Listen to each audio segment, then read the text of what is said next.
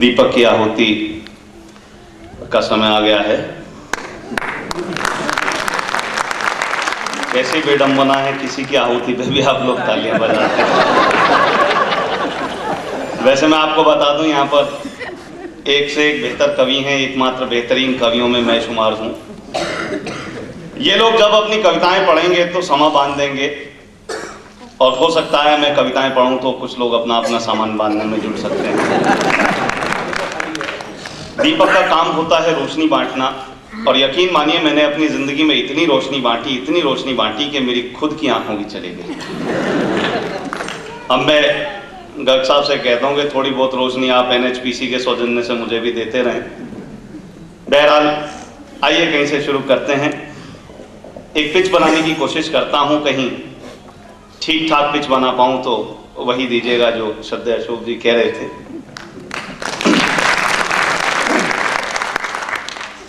के हंसवागिनी की कृपा मुझ पर रहे और बुद्धिजीवियों का साधुवाद मिलता रहे, और नई नई रचनाएं आपको सुनाऊं सदा, कविता उगाने वाला खाद मिलता रहे। काम ना गए आप मुझे हुट से न शूट करे, चाहता हूं प्यार भरा स्वाद मिलता रहे। ओ कविताएं चाहे समझ में आए या ना आए, श्रोताओं की तालियों का नाद मिलता रहे। और मंच पे जो बोतलें हैं, प्रतीकों के माध्यम से बात करता हूं, सम्मान करता हूं जितने मेरे बाद कवि पाठ करेंगे सभी वरिष्ठ कवि, के मंच पे जो बोतलें हैं बाद में खुलेंगी, पर अभी इस पौवे का ही रंग देख लीजिए। के मंच पे जो बोतलें हैं बाद में खुलेंगी, पर अभी इस पौवे का ही रंग देख लीजिए। और इन सब कवियों की तूती बोलती है यहाँ, मेरे भी आलापने का ढंग देख लीजिए। तो लाया हूँ जी मैं उमंग और तरंग नवरंग, झूमने लगेंगे अंग अंग देख लीजिए। वो मेरे संग संग आप सब उड़ने लगेंगे, मेरी कल्पनाओं की पतंग देख लीजिए। और कल्पना की पतंग को उड़ान देता हूं। आपने फिल्मों में देखा हो या टेली सीरियल में देखा हो, जब प्रेमी प्रेमिका का सीन फिल्माया जाता है, चित्र दर्शाया जाता है, तो प्रेमी को प्रेमिका की गोद में सिर रखे हुए दिखाया जाता है। प्रेमी प्रेमिका की गोद में ही सिर क्यों रखता है, इसका कारण आपके GM साहब भी नहीं बता सकते, मैं बताता हूं। चित्र को, सीन को विजुलाइज कीजिए और छंद का आनंद लीजिएगा। कि पार्क के कोने में प्रेमी ने प्रेमिका से कहा, आजा मेरी बाहों में समा जा, मुझे प्यार दे, तन मन चाहे मत अर्पण कर मुझे, धन जायदाद सब मुझ पर वार दे। फिर प्रेमिका की गोद में वो सिर रख बोला, उंगली फिरा के मेरी जुल्फ ही संवार दे। उस समय का तू सदुपयोग कर जाने मन, बालों में से जुओं को निकाल उन्हें मार।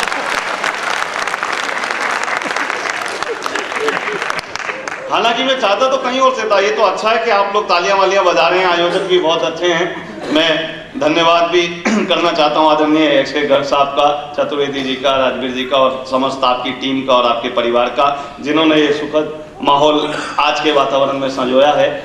कई बार क्या होता है कि आयोजक बहुत समझदार मिल जाते हैं। हम लोग तो सब जगह देश भर में जाते हैं, विदेशों में भी जाते हैं। वो मुझे याद आती है घटना, एक कवि सम्मेलन में 8 ही कवि आमंत्रित किए गए थे, तो अच्छा है समय से आ गए, समय से शुरू हो गया। नहीं तो एक जगह 8 कवि आमंत्रित किए गए, 5 तो समय से पहुंच गए, 3 नहीं पहुंच पाए। तो आयोजकों ने एक समझदारी दिखाई, जो 5 कवि समय से पहुंच गए उनको तो मंच पर बैठाकर यही शॉल और पुष्प देकर स्वागत कर दिया, माल्यार्पण कर दिया, और जो बेचारे 3 नहीं पहुंच गए उनके चित्र सजा दिए। खैर लोग, कोई दिक्कत नहीं है। कई बार स्थितियां होती हैं, हम लोग जो चीजें कहते हैं वो कुछ और लोग किसी और माध्यम से आपके बीच में आ जाते हैं, जिसको आप लाफ्टर चैंपियन के संदर्भ से जानते हैं। आजकल कई तमाम चेहरे और कई इन सब कवियों की रचनाएं आती हैं, अरुण भाई भी देख रहे हैं। वास्तविकता है असली रचयिता यही सब लोग हैं जो आपको कवि रूप में मंच पर मिलते हैं, लेकिन कहां पहुंचते। आइए एक चित्र आपको देता हूं, शायद आपने सुना हो, लेकिन असलियत किसका है वो आप तक पहुंचे। कि एक कवि सम्मेलन में मैं कविता सुना रहा था, मैंने देखा अगली पंक्ति में बैठा श्रोता ताली नहीं बजा रहा था।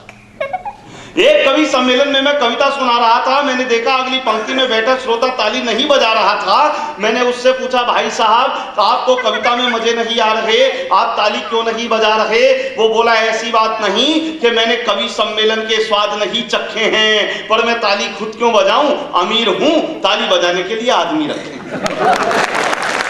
पर मैं ताली खुद क्यों बजाऊं? अमीर हूं, ताली बजाने के लिए आदमी रखे हैं। मैंने उससे फिर ये शब्द कहे, आप हंस भी नहीं रहे। वो बोला, ऐसी बात नहीं कि मैंने अपने होठ सिल रखे हैं, पर मैं खुद क्यों हंसूं? अमीर हूं, हंसने के लिए भी आदमी रखे हैं। अब वही श्रोता मुझे मिल गया एक दिन बाजार में, लंबी चमचमाती कार में। मैंने कहा, भाई साहब बधाई हो, आपने नई कार दी है। बोला, मैंने नहीं ली, कल शादी हुई है, ससुराल वालों ने दी है। मैंने कहा, फिर तो डबल बधाई। पर ये बताओ भाई, आप हनीमून पर नहीं गए? बोला, अमीर हूं।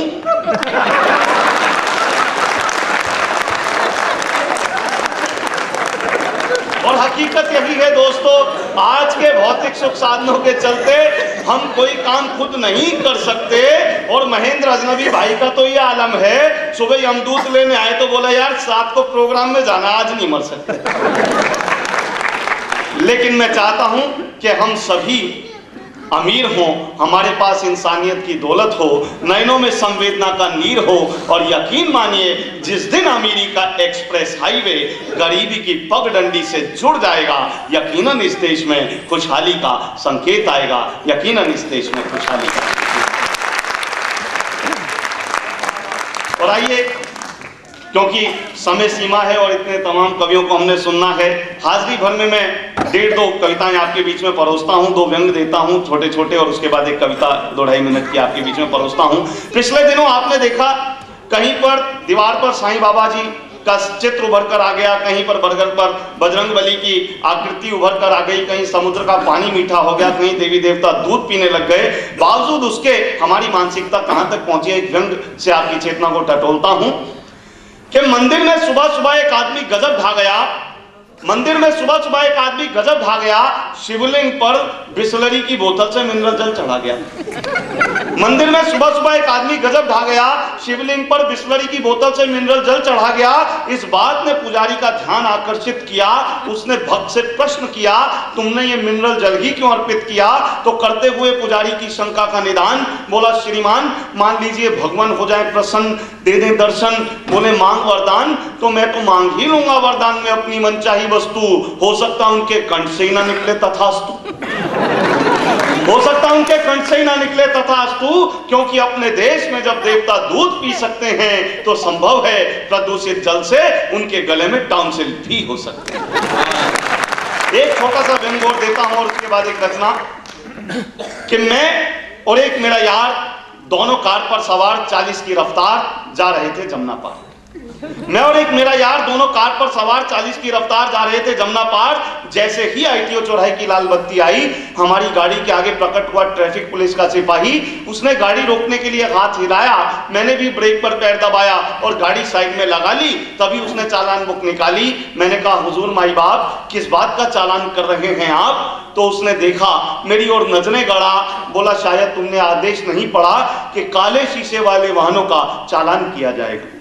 उसने देखा, मेरी ओर नजरें गड़ा। बोला, शायद तुमने यह आदेश नहीं पढ़ा, काले शीशे वाले वाहनों का चालान किया जाएगा। मैंने कहा, यह आदेश देने वालों की अक्ल पर और तुम्हारी आंखों पर क्या ताला पड़ गया है?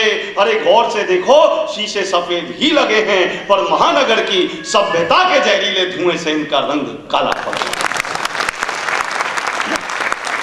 एक अंतिम कविता देता हूं, समय का ध्यान रखता हूं और अपनी हाजिरी। पिछले दिनों आपने एक घटना सुनी हो, हालांकि घटनाएं रोज होती हैं, लेकिन चर्चा में कुछ कुछ घटनाएं आती हैं। ब्लू लाइन बसों का कहर जो आजकल दिल्ली NCR क्षेत्र में बरप रहा है, उससे आप भली भांति परिचित हैं। लेकिन आइए, मैं भी आपको एक यात्रा कराता हूं ब्लू लाइन बस की। लेकिन मेरी यात्रा एक कवि रूप से शुरू होती है और आदरणीय उदय प्रताप जी बैठे हैं। मैं चाहता हूं कि कहां तक बात पहुंचती है आप अंत तक उसे महसूस कीजिएगा। महानगर की बस मेरी दिनचर्या का हिस्सा है, महानगर की बस का किस्सा है। दूर से उड़ती धूल ने किया बस के आने का संकेत, मैं भी हो गया सचेत। बस आई, आते ही रुक गई, बाईं ओर झुक गई। बस आई, आते ही रुक गई, बाईं ओर झुक गई, क्योंकि प्रत्येक बस में बाईं ओर आरक्षित सीटें होती हैं जो भारी वजन ढोती हैं। क्योंकि प्रत्येक बस में बाईं ओर आरक्षित सीटें होती हैं जो भारी वजन ढोती हैं। उस बस में भी सीटें थी, सीटों पर सवारी थी, सवारी एक से एक भारी थी। खैर, जैसे तैसे सभी यात्री चढ़ गए, कुछ भीड़ में आगे बढ़ गए, कुछ गेट पर ही अड़ गए, पर अपना तो रोज का आना जाना था, कंडक्टर से ही याराना था। सो मैं तो कंडक्टर सीट पर बैठ गया, पर मेरे बैठते ही एक मूंछों वाला कंडक्टर से ऐंठ गया। बोला, क्यों बे, ये क्या तेरा रिश्तेदार है या बीमार है या चलने फिरने से लाचार है जो तूने इसे अपनी सीट पर बिठा दिया, और मैं बैठा था तो मुझे स्टाफ सीट कहकर उठा दिया। मैं बैठा था तो मुझे स्टाफ सीट कहकर उठा दिया। तो कंडक्टर बोला, हुजूर आपकी तरह और भी तो खड़े हैं, लेकिन आप हैं विपक्ष की तरह मेरी सीट के पीछे खड़े। आपकी तरह और भी तो खड़े हैं, पर आप हैं विपक्ष की तरह मेरी सीट के पीछे पड़े हैं। इस तरह दोनों में जंग हो गई, बस की शांति भंग हो गई। तभी बस में बज उठे गाने, बड़े मियाँ दीवाने, ऐसे ना बनो, हसीना क्या चाहे हमसे सुनो। और इस गाने का ऐसा हुआ असर, मेरी अगली सीट पर बैठा बशर अपने पास खड़ी युवती की मुस्कुराहट में खो गया और उसे बिठाने के लिए खुद खड़ा हो गया। उसे बिठाने के लिए खुद खड़ा हो गया और उसकी ओर देख मंद मंद मुस्कुराता रहा। किस्मत में धक्के थे, जी भर के खाता रहा। किस्मत में धक्के थे, जी भर के खाता रहा। अपना स्टैंड आते ही वो उठी और बोली, महिला को सीट देते कितने अच्छे हैं आप। और जाते जाते कह गई, फिर मिलूंगी भाई साहब। जाते जाते कह गई, फिर मिलूंगी भाई साहब। इस घटना के बाद एक यात्री ने किया सवाल, भैया चिड़ियाघर कब आएगा? कंडक्टर बोला, चिड़ियाघर में ही तो खड़ा है और कहां जाएगा। अब बस रही थी धीरे धीरे चल, तभी चढ़ गया उसमें एक जेब कतरों का दल।